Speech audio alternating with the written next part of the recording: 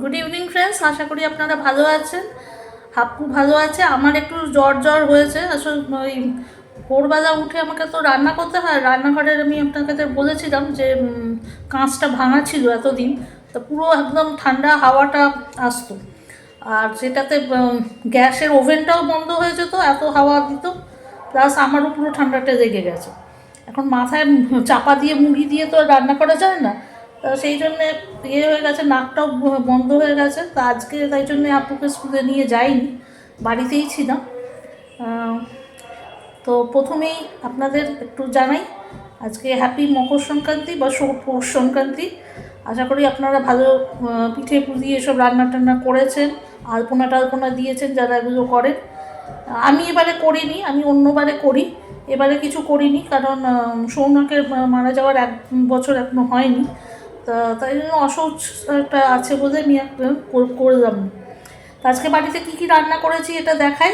Plus আজকে আরেকটা জিনিসও দেখাবো। আমার আজকে ওরা এসে গ্লাসগুলো লাগিয়ে দিয়ে গেছে, মানে গ্লাস পেন্স যেগুলো ভেঙে গিয়েছিলো আমার রান্নাঘরের আর বাথরুমের, সেগুলো আজকে লাগিয়েছে। তো সেটাও দেখাবো। আর প্লাস আপনাদের সঙ্গে কিছু কথাও আছে। আচ্ছা, আজকে রান্না করেছিলাম হচ্ছে নিরামিষ রান্নাই করেছি। এখানে হচ্ছে বেগুন ভাজা। বেগুন ভাজা আপনারা ভাবেন দুটো আছে কেন, 4টে করেছিলাম। আমার হাপ্পু তো বেগুন খায় না, বেগুন ভাজা তাই জন্য ওর জন্য করিনি। দুটো আমার দুপুরে খাওয়া হয়ে গেছে, আর দুটো রাখা রয়েছে রাত্রিদের জন্যে। এখানে অল্প করে একটু আলু ফুলকপির তরকারি, হাপ্পু আলু ফুলকপি খায়। এখানে একটু পেঁয়াজ কলির তরকারি, মানে ভাজা, যেটা বলে তরকারি বলবো না, ভাজা। এখানে হচ্ছে শাক দিয়ে, পালং শাক দিয়ে, এটা শীষ পালং, কুমড়ো, টমেটো, বেগুন, আলু দিয়ে একটা তরকারি করেছি। এটাও হাপ্পু খেয়েছে, একটু মিষ্টি মিষ্টি করে করেছে, খেয়ে নিয়েছে। এটা হাপ্পু খায়নি, কারণ এটা শীষ পালংয়ে যে ডানটিগুলো ছিল, ওই ডাঁটাগুলো কি হয়েছে, একটু শক্ত শক্ত ছিল। তা আমার যে কাজের দিদি, সে বললো তুমি এটা ডালের মধ্যে দিয়ে করে নাও, ওটা তুমি চিবিয়ে খেতে পারবে। সেটা আমি চিবিয়ে খাচ্ছি, কিন্তু হাপ্পু তো এটা খায়নি।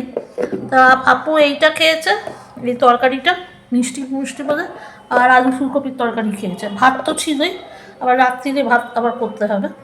তা আজকে এইগুলোই রান্না, এটা আমি দেখালাম। এবার আপনাদের দেখাই একটু গ্লাস পেন্সটা।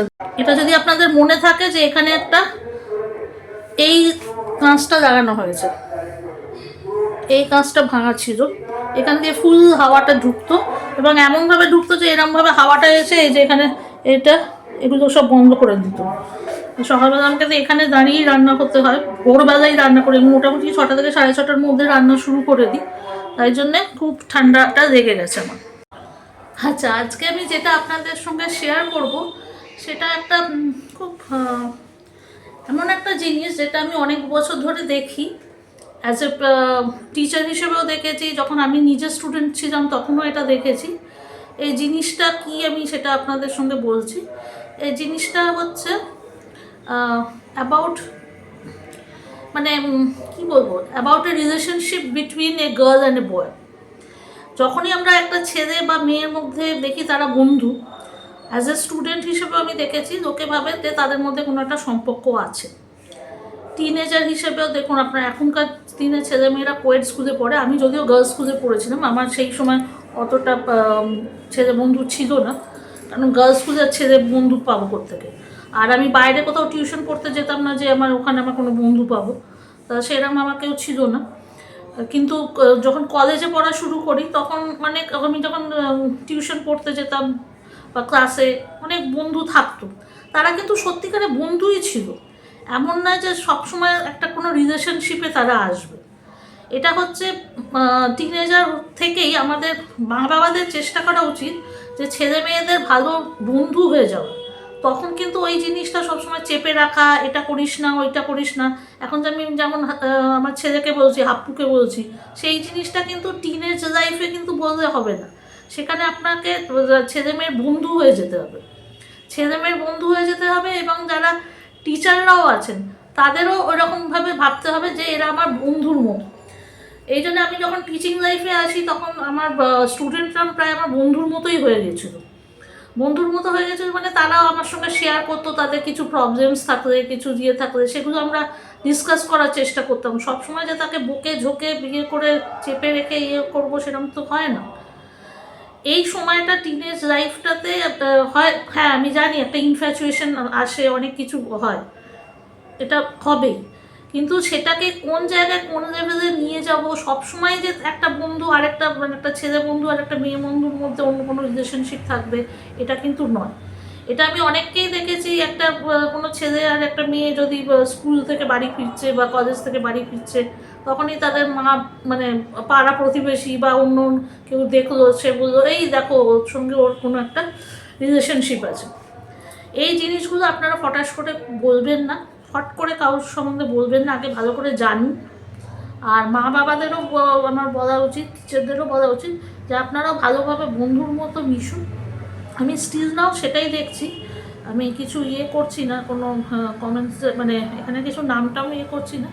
আমি এখনও দেখছি যে এই জিনিসটা এখনও আছে এত বছর পরে। আমি তো অনেক বছর আগেকার কথা বলছিলাম, আমার কলেজ লাইফ তো অনেক বছর আগে হয়ে গেছে।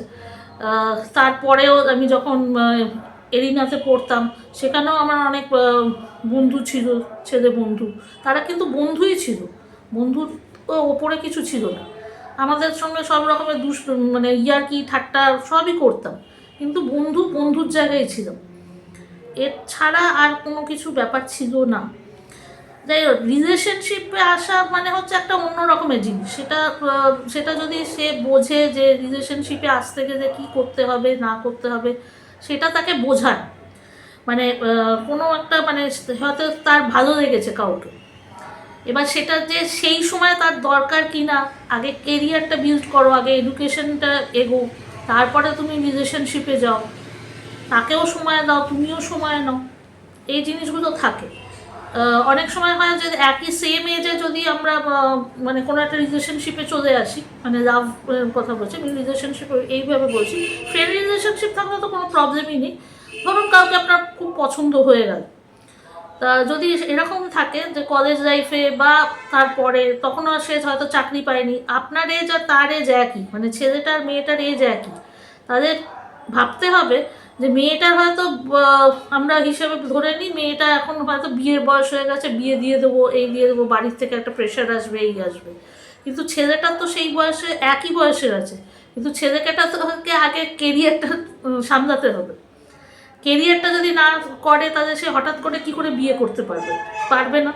তাহলে তার জন্য তাকেও সময় দিতে হবে, এবং সেই সময়টা দেওয়ার জন্যে মেয়েটাকেও ভাবতে হবে তাহলে তার নিজের কেরিয়ারটা আগে তৈরি করুন। তাহলে ওর কেরিয়ারে আর ওর দুজনের কেরিয়ারই যদি একটা জায়গায় দাঁড়িয়ে যায়, তাহলে তাদের একটা স্টেবল রিলেশনশিপে আসতে কখনো অসুবিধে হবে না।